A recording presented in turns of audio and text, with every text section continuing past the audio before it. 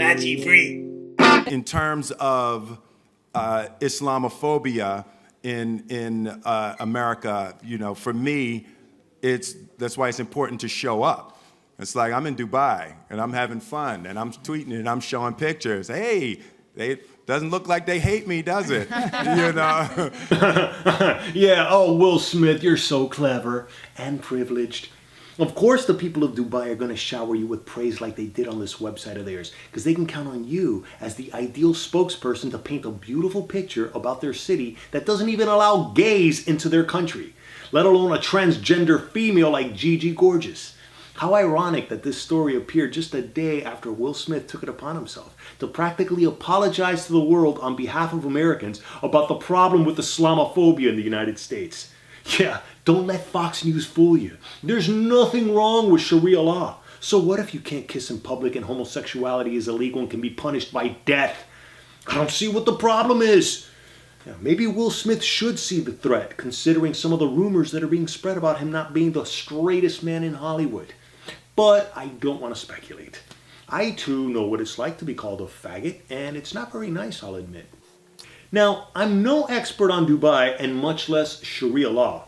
All I know about Dubai is that it's located in the United Arab Emirates and it has some amazing skyscrapers that were built at neck-breaking speed thanks to the modern-day slave labor and unconscionable human rights violations of thousands of foreign workers, some who've died on the job thanks to hardly any safety regulations, just to provide the ultimate lap of luxury and amenities that hypocritical celebrities get to enjoy.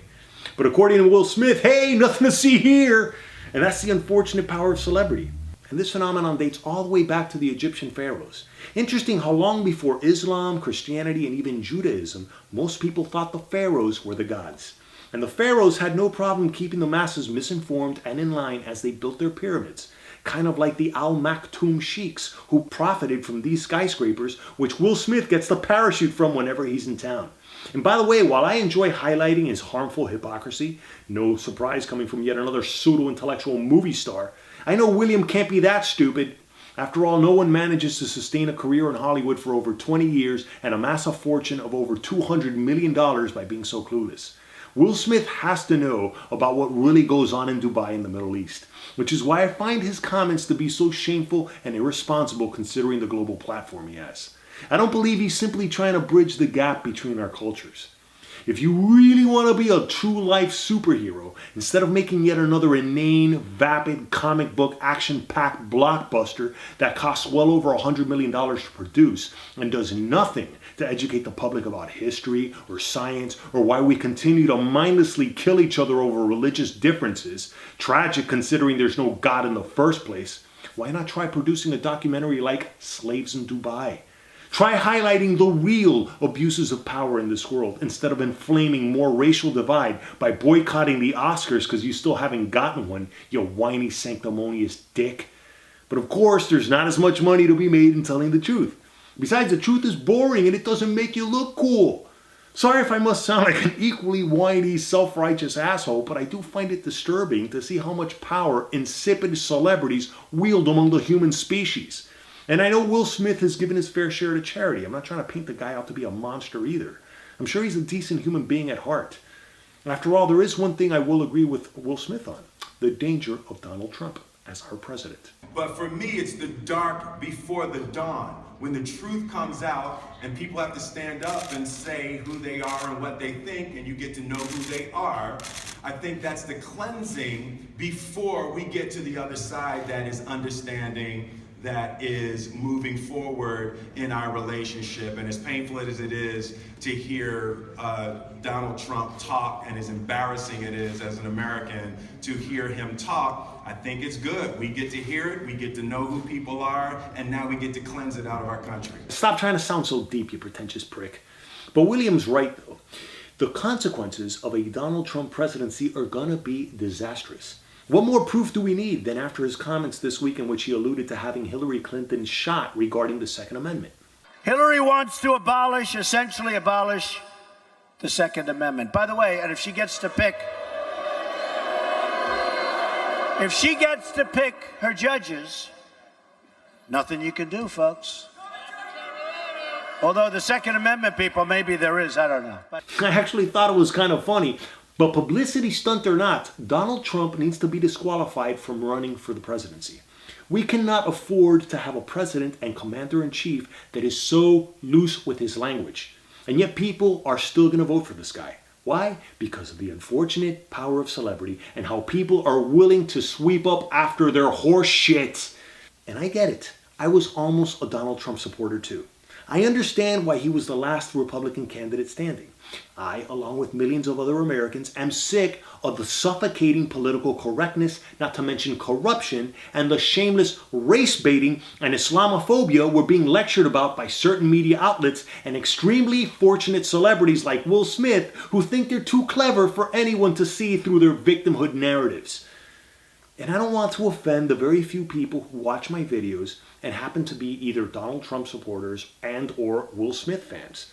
As a matter of fact, here's a little blast from the past. I used to enjoy watching The Fresh Prince of Bel-Air. I mean, I didn't follow every single episode, but here's one episode that I remember quite fondly. Must be him. Now, we're doing the right thing, aren't we? We should sell. Oh my God, she's buckling, Dad. Throw some cold water on her. Carlton! Of course we're doing the right thing, sweetheart. Sir, it is my esteemed pleasure to introduce Mr. and Mrs. Donald Trump. Mr. Donald! Oh my God! Mr. and Mrs. Trump, it's an honor to meet you. Ron said his client had a rich uncle, but Donald Trump. I like keeping a low profile. You know, you look much richer in person. Hey, Mr. Trump. Hey, how you doing? Will Smith. Hey, listen, you are getting a great house here. And this is quite a deal you're getting for it, too. Look, I'll tell you what. If you want another 50 grand, I'll cut the grass for you every Saturday. Look, folks, before we go too far, I've got something to tell you. Excuse me, but I've got something to tell you first. Thank you for ruining my life. Ashley! What did you do? Everybody's always blaming me for everything. Come on, let's sit down, sign some papers. Mr. Banks, there's been a little mistake. Mr. Trump's nephew grew up at 508 St. Cloud Road. And all this time, I thought our address was 805 St. Cloud Road. It is Hillary. It's very embarrassing. Apparently, I inverted the numbers. I don't know what to say except I'm sorry. That makes two of us. Well, that's business. Let's go down the street. I brought cash. It's quicker. Nice meeting you all. It's just as well. It's too much of a fixer-upper. Vivian! What happened? Donald Trump walked in and you passed out. Donald? Where is he? He'll be the guy carrying the millions of dollars in cash. Hey, if you hurry up, man. And there you have the power of celebrity in full display. That very scene encapsulates the dangerously false hopes certain people in power will shamelessly exploit to get their way, regardless of the consequences they leave behind.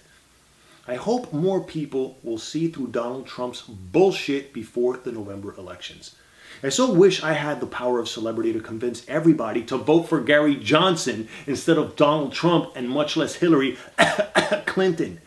But all I can do is say, please take the time to seriously consider why Donald Trump and Hillary Clinton are such dangerous choices, why Will Smith is so full of shit, and thanks for watching. Homegrown.